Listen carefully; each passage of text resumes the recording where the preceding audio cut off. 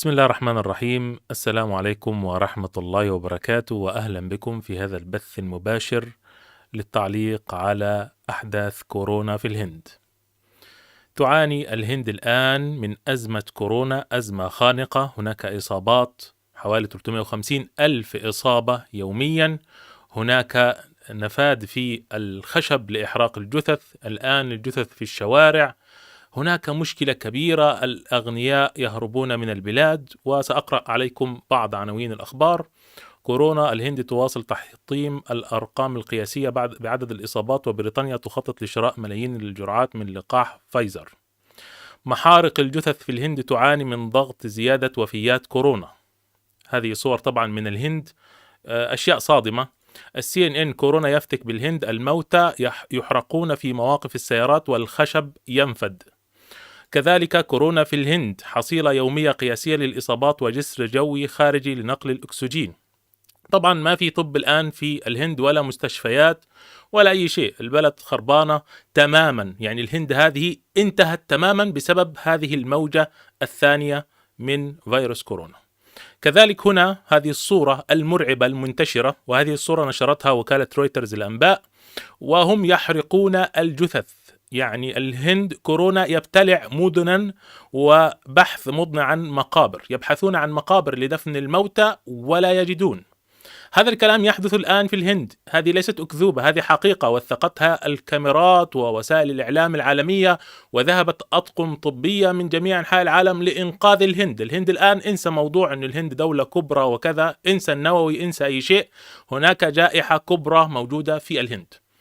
أيضا هنا أغنياء الهند يهربون بعد انتشار الوباء في البلاد. طيب، أنا لماذا أعلق ولماذا كتبت في العنوان براءة المسلمين من نشر فيروس كورونا؟ أعتقد جميع وسائل الإعلام تنشر هذه الأخبار، اللي طبعا ارتفاع حصيلة الوفيات، لا يجدون الخشب، مشاكل في كذا في كذا.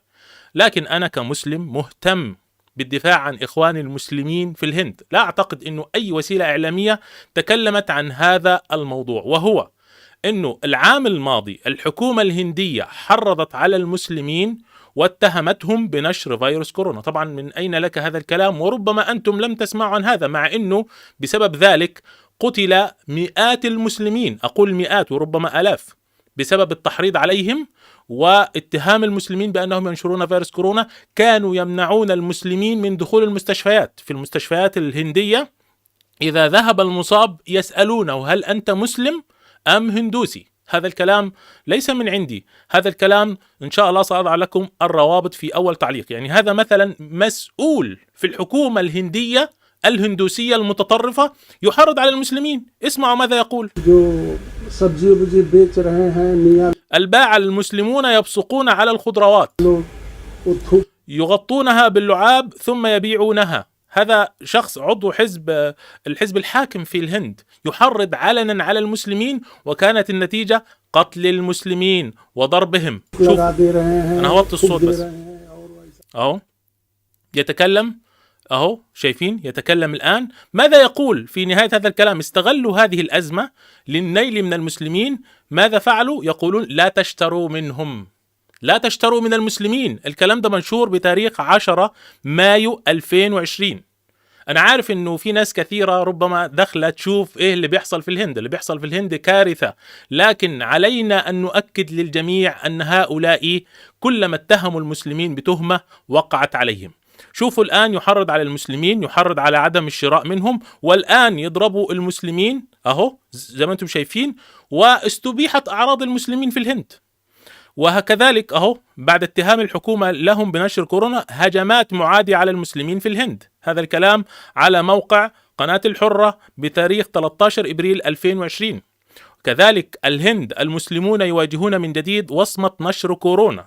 خلي بالكم، هذا الكلام مهم جدا للتوثيق في هذه الحلقة المختلفة تماما عن التغطية الإعلامية لموضوع كورونا. أنا سأكشف لكم مفاجأة كبرى: من المسؤول عن نشر فيروس كورونا الآن في الهند؟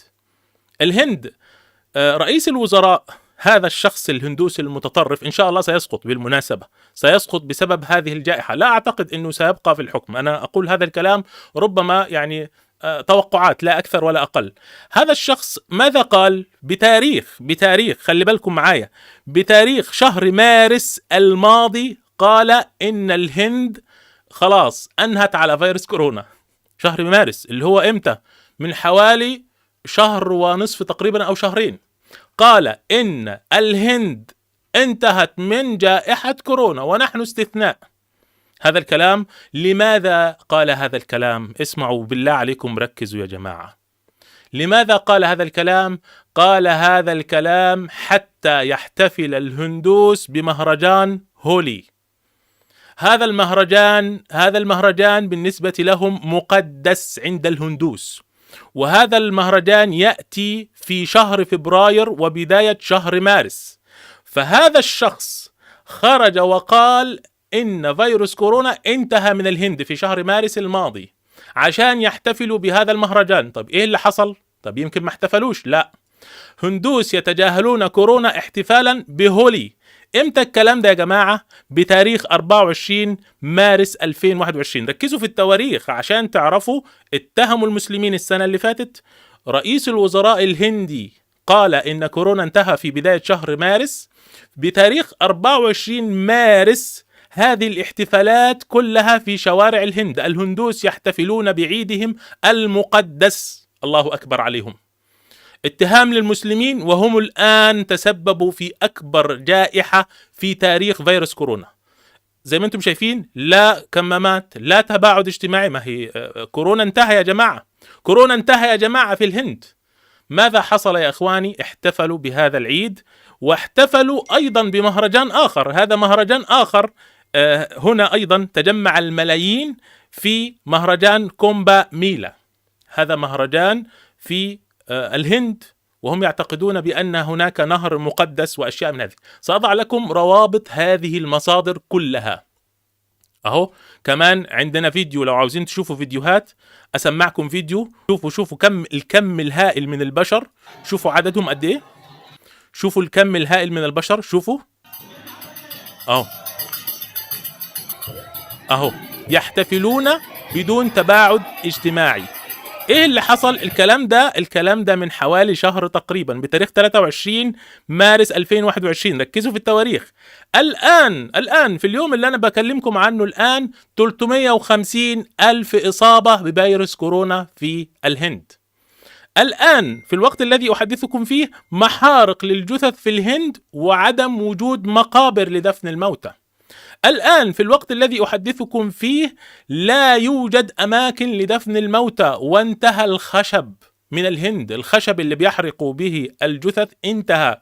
زي ما انتم شايفين، حصيلة يومية قياسية للإصابات وجسر جوي خارجي لنقل الأكسجين. هذا ما يحدث في الهند الآن. هذه الصور الآن من الهند. من الذي تسبب في انتشار كورونا في الهند؟ أسأل الناس اللي معانا في الشات الآن، بالله عليكم، من الذي تسبب في انتشار كورونا؟ هذا الكاذب الذي خرج وقال إن المسلمين يوزعون الخضروات وفيها فيروس كورونا ولا تشتروا منهم، وحرض على المسلمين واعتدي على المسلمين وكانوا يتوسلون لهم حتى لا يقتلوهم. الآن تأكدتم جميعا أن الذي تسبب في نشر فيروس كورونا هي خرافات الهندوس. لن يتحدث الإعلام، لا أقول العربي، الإعلام العالمي عن هذا الأمر الآن. أنا تقريبا الوحيد الذي تحدث عن هذا الأمر وربطه بموضوع اتهام المسلمين في العام الماضي. الذي نشر كورونا في الهند هم الهندوس المتطرفين، الذي تسبب في هذه الجائحة وآلاف الوفيات يوميا هو هذا الهندوس المتطرف. هذا باختصار شديد ما أردت من هذا الفيديو. سبحانك اللهم وبحمدك، أشهد أن لا إله إلا أنت، أستغفرك وأتوب إليك، والسلام عليكم ورحمة الله وبركاته. شكرا لكم على المشاهدة، ويرجى الاشتراك في القناة وتفعيل زر التنبيهات. شؤون إسلامية لنصرة قضايا الأمة.